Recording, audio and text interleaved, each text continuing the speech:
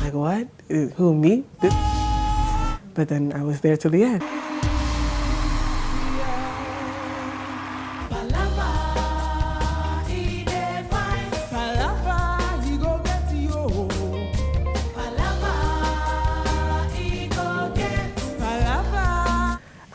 I realized I could sing probably when I was in high school. I remember I've always loved singing and things like that, but I was in the church choir, and the choir director asked me to sing a solo, and I remember being like, "What? Who, me? This person?" So that was when I first realized, okay, maybe my voice isn't so bad, and it's something I've done on and off for ever since then, I guess. When troubles leave young. Did I think I was going to win? No. When I first went to the competition, winning wasn't really my top priority. For me, it was about the experience. I knew it was going to be the best thing I've ever done, and I knew I was going to learn a lot. So I said to myself, go in, try, see what happens, and just learn as much as you can for as long as you're there. But then I was there till the end, so.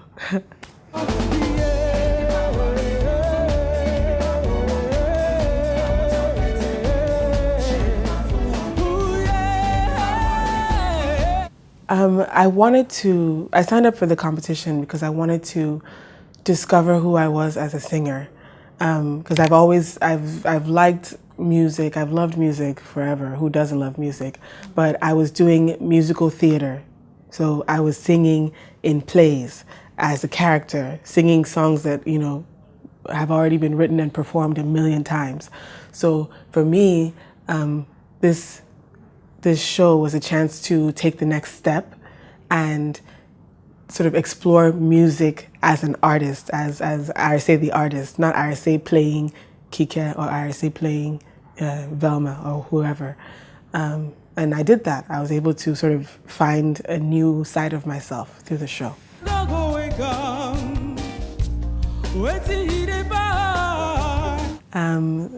Right before Ike called my name, I remember me and Waje were holding hands. And at some point, I think we even just went for the full hug. We were so nervous because it felt almost like a David and Goliath moment, because, anyway.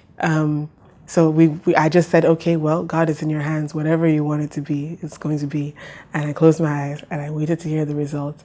And Ike said, RSA. And my mind, I almost forgot that my name was RSA. I was like, who?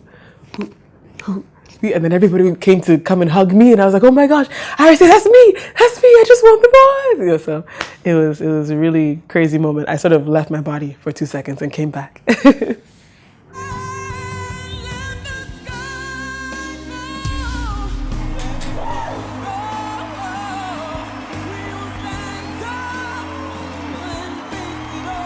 Yes, Waje was the last person to turn during the blinds, and I was a fan of hers before the show, and I really, really, really, really, really wanted her to turn around.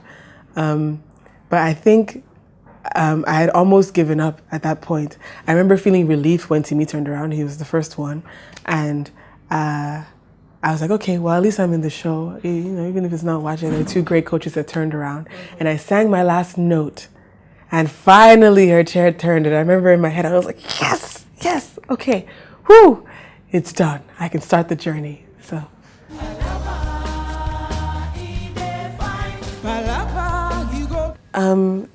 Absolutely, I was definitely nervous about live TV. Being on stage is completely different from television, and I know I made the mistake of thinking that, oh, stage is stage, but it's not.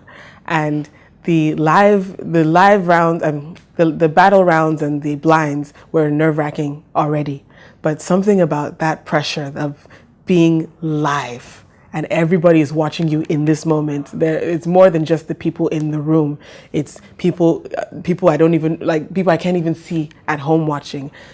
Knowing that there was that huge number of people watching was definitely a lot more terrifying than your regular stage performance.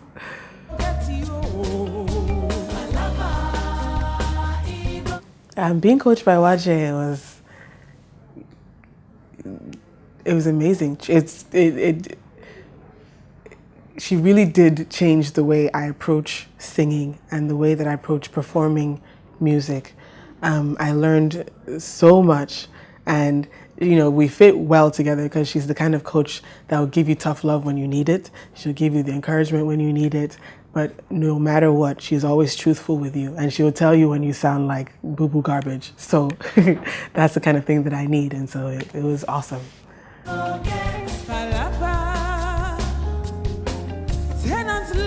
I think the thing I loved the most about The Voice was that the franchise, the whole experience was positive. It was about encouraging us, we the talent, we the contestants.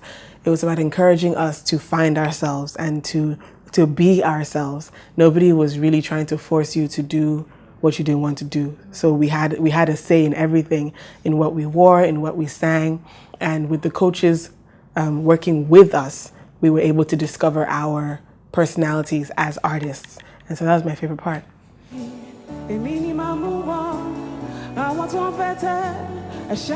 That I don't know about anybody else, but for me, I find it really hard to try and put on a personality. I'm shy by nature, so generally, yeah, believe it or not, I'm shy, and I find it hard to get to know people, but it's even harder if I'm pretending to be something I'm not. So I prefer to just go with, this is who I am, here I am, and if you like me, you like me. If you don't, I still love you too. So that's how I approach being in front of cameras, and I was just being myself.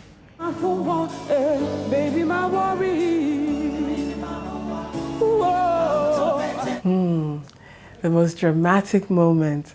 I'm not sure if I should tell anybody this because nobody noticed during the performance, but it was during, well, this is also what made it my favorite performance, Palava, the Fela song. The first part of the song is a cappella. So I start the song and the piano comes in after me. Now, I don't know if it was nerves. I can't remember. I think I didn't hear when the piano came in my in-ear monitors. But your girl sang the wrong note to begin with in the song. And I remember singing and I just started, I was like, I thought I was all good. And then the piano came in with me and I was like, oh my God, I'm on the wrong key. I'm on the wrong key. But you couldn't see it on my face. And the drama of that moment, that whole section, me trying to find my way back to glory was something crazy. But in the end, I was able to smoothly get back to where I was supposed to be and nobody knew. Like I remember going back to the comments afterwards to see, did anybody notice that I, messed up? But they didn't. And that made it one of my favorite parts because it felt kind of like live theater. When something goes wrong, you just have to keep going. There's no, stop and rewind. So, yeah.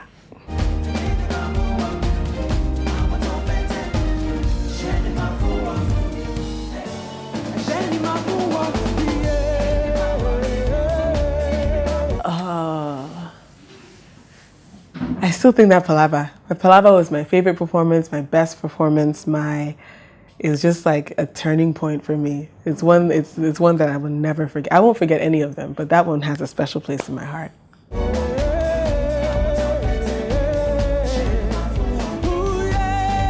Do people recognize me on the street? Sometimes, it's not like, I'm not Beyonce, so please, it's not like people are mobbing me in the streets, but every once in a while, somebody who watches the show will be like, wait, Arce, is that you? Arce? I've had people who, maybe I walk past and didn't see them or something, but they'll call me from across the way just to see if it's me. But Arce! So I've had that happen. I've had people come up and be like, oh my God, were you on The Voice? So it's kind of cool, actually, because it's like, oh, hey, lots of people watched the show and lots of people voted. So it's nice to meet the people that I've been, sort of talking to through camera for the past 3 months. It's nice to meet them in person. Hi.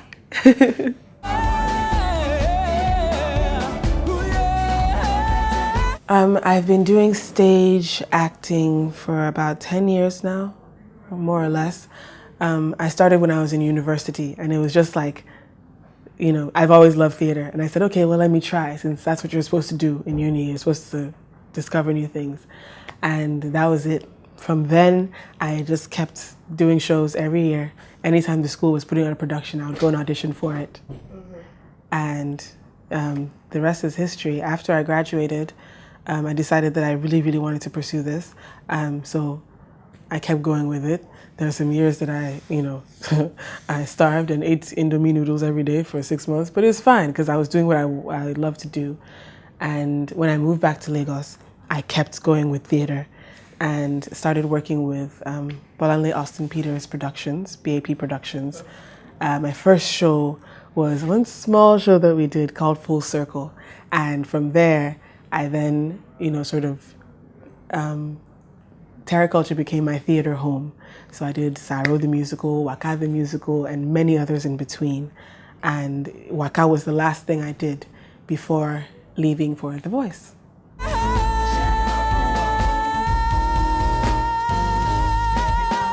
Yes, I've actually done a bit of acting for screen in the past. Not that it's ever come out, although I wouldn't be surprised if it came out now. But I've done 1 or 2 shows, but mainly it's been stage all the way.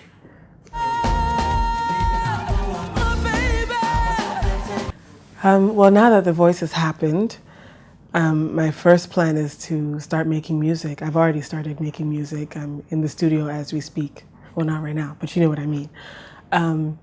And I'm working on releasing music as soon as it's cooked. And I hope to be able to sort of blend all the parts of myself into one happy career. So I still want to keep the stage element. I still want to keep the musical theater element, even in my own music, the drama of it all, because that's my favorite part of what I do.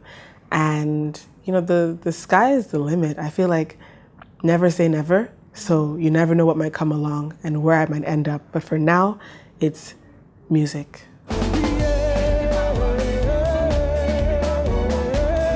Well, I'll just say I'm really, really grateful to my fans and thank you for supporting me, and look out for the music because it's coming really soon.